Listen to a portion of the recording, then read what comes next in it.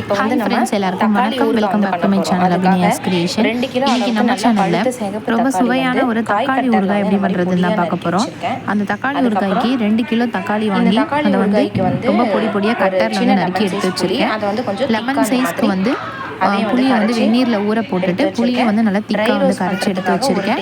அதுக்கப்புறம் வந்து dry roast பண்ணுறதுக்கு 1 டேபிள் ஸ்பூன் கடுகும் 1 டேபிள் ஸ்பூன் வெந்தயமும் எடுத்து வச்சுருக்கேன். இப்போ நம்ம எப்படி பண்ணுறதுன்னு பார்க்கலாம்.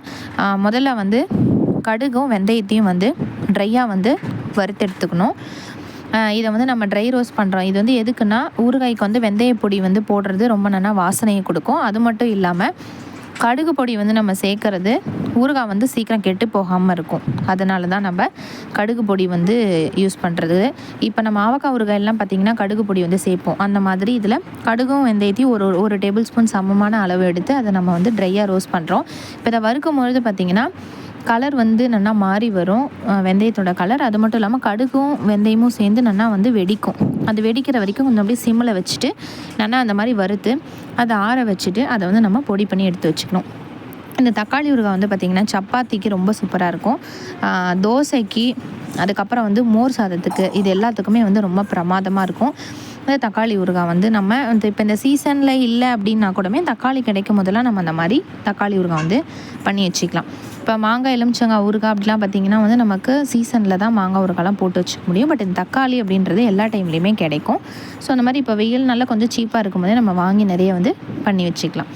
இப்போது அடுத்து நெக்ஸ்ட் என்ன பண்ண போகிறோம்னா அந்த ட்ரை ரோஸ்ட் பண்ணி எடுத்ததுக்கப்புறமா அதே பாண்ட்லியில் ஒரு 4-5 டேபிள் ஸ்பூன் வந்து எண்ணெய், ஆயில், நார்மல் ஆயில், அதை விட்டுட்டு நம்ம பொடியாக வந்து நறுக்கி வச்சுருக்கிற தக்காளியை வந்து அதில் சேர்த்துக்க போகிறோம். இதில் சேர்த்துட்டு இதை வந்து நம்ம இப்போ நல்லா வந்து வதக்கி எடுத்துக்கணும். இதுலேயே வந்து நம்ம கரைச்சி வச்சுருக்கோம் இல்லையா புளி, அந்த புளி தண்ணி இதுலேயே சேர்த்து விட்டுட்டு இந்த தக்காளி வந்து நல்லா சுருளை தோல் வந்து நல்லா இதுவாகி நீங்கி அதோட சதையெல்லாம் நல்லா மேஷ் ஆகிற அளவுக்கு இந்த தக்காளியும் இந்த புளியோட பச்சை வாசனை போகிற அளவுக்கும் கிட்டத்தட்ட ஒரு 15 நிமிஷத்துக்கு ஒரு மீடியம் ஃப்ளேமில் வச்சுட்டு அதை நம்ம வந்து தண்ணியெல்லாம் வற்றுற அளவுக்கு நல்லா வதக்கி எடுத்துக்கணும். இதில் நம்ம எந்த தண்ணியுமே சேர்க்க போகிறது கிடையாது. ஒன்லி தக்காளியில் இருக்கக்கூடிய தண்ணி, புளி தண்ணி, அவ்வளோதான். இது நல்லா இந்த காயில் இருக்கக்கூடிய இயற்கையான தண்ணி வற்றுற அளவுக்கு அதை நல்லா நம்ம சுருளை வதக்கிட்டு அதுக்கப்புறம் அதை நம்ம மிக்சியில் வந்து ஒரு 2 தடவை கோர்ஸாக வந்து திருப்பி அரைச்சி எடுத்துக்க போகிறோம். இப்போ இதுக்கப்புறம் இதை நல்லா வந்து வதக்கிட்டு பார்க்கலாம். இப்போ பார்த்திங்கன்னா தக்காளி வந்து இந்த பதத்துக்கு வந்து நமக்கு ஓரளவுக்கு வதங்கியிருக்கு. இன்னுமே வந்து ஒரு 5லேருந்து ஒரு 10 நிமிஷத்துக்கு இந்த தண்ணி இன்னுக்குமே கூட கொஞ்சம் இழுக்கிற அளவுக்கு இதை நம்ம வந்து நல்லா வதக்கிட்டு இதை நல்லா ஆற வச்சுட்டு அதுக்கப்புறமா நம்ம மிக்சர் ஜாரில் போட்டு அரைச்சி எடுத்துக்கலாம். ரொம்ப நைஸாக ஓட்டிட வேண்டாம். கொஞ்சமாக வந்து ஒரு 2 திருப்பிட்டு மிக்சர் ஜாரில் வந்து இந்த மாதிரி அரைச்சி நான் வந்து எடுத்து வச்சுருக்கேன். இப்போ கடுகு வெந்தயமும் நம்ம ட்ரை ரோஸ்ட் பண்ணோம் இல்லையா, அதையும் வந்து எடுத்து வச்சுருக்கேன். இப்போ நம்ம ஊறுகாய் எப்படி பண்ணுறது அப்படின்னு பார்ப்போம். அந்த பாண்ட்லியை வந்து தேய்ச்சிட்டு நல்லா காஞ்சதுக்கப்புறமா ஒரு 50லேருந்து 100 ml அளவுக்கு நான் வந்து நார்மல் ஆயில் வந்து எடுத்து வச்சுட்டுருக்கேன். நீங்கள் இதை வந்து நல்லெண்ணெயில் பண்ணாலும் ரொம்ப நல்லாயிருக்கும். நல்லெண்ணெய் பிடிக்கிறவா அதில் கூட பண்ணிக்கலாம். இதில் வந்து நான் ஒரு 2 டேபிள் ஸ்பூன் அளவுக்கு கடுகு வந்து சேர்த்துருக்கேன். கடுகு வந்து நல்லா பொரியட்டும்.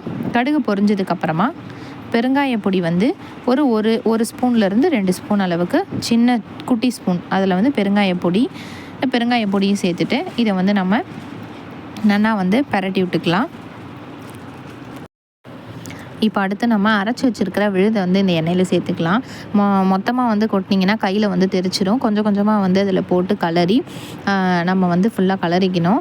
இது வந்து ஆரம்பத்தில் வந்து 50 ml எண்ணெய் விட்டுருக்கேன். அதுக்கப்புறம் மேலே வந்து நீங்கள் இன்னும் கொஞ்சம் பாதி வந்து சுண்டுனதுக்கப்புறமா மேலே ஆயிலும் நல்லெண்ணையும் திருப்பி நீங்கள் விட்டு அதை வந்து கலர்னிங்கன்னா நம்ம விட்ட எண்ணெயை எல்லாத்தையுமே வந்து அப்சார்ப் பண்ணிவிட்டு திருப்பியும் வந்து நம்ம சுண்டும் பொழுது நம்ம விட்ட எண்ணெய் ஃபுல்லாக வெளியில் வந்துடும்.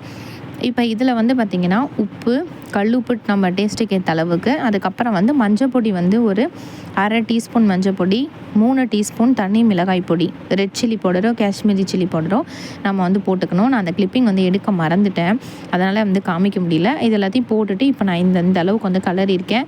ஒரு 1/2 hour ஆனதுக்கப்புறம் நமக்கு வந்து ஓரளவு கொஞ்சம் சுண்டி வரும். உங்களுக்கு வேணும்னா இன்னுமே கூட 1 ஹவர் வந்து சிம்மிலே வச்சுட்டு நல்லா வந்து சுண்ட வச்சு எடுத்தீங்க அப்படின்னா ரொம்ப சூப்பராக. இது வந்து கும்பகோணம் ஸ்டைலில் வந்து தக்காளி ஊறுகாய். இதில் சில பேருக்கு பிடிச்ச பூண்டு கூட வந்து சேர்த்துப்பாங்க. நம்ம விரத நாட்கள்லாம் வந்து பூண்டு சேர்க்க முடியாது அப்படின்னா இந்த மாதிரி நம்ம வந்து பண்ணி ஃப்ரிட்ஜில் ஸ்டோர் பண்ணி வச்சோன்னா ரொம்ப அட்டகாசமாக சூப்பராக இருக்கும். இந்த தக்காளி ஊறுகாய் இதே மெத்தடில் ட்ரை பண்ணிவிட்டு எப்படி இருக்குன்னு எனக்கு கமெண்ட்டில் சொல்லுங்கள். நான் மறுபடியும் வேறு ஒரு வீடியோவில் சந்திக்கிறேன். நன்றி, வணக்கம்.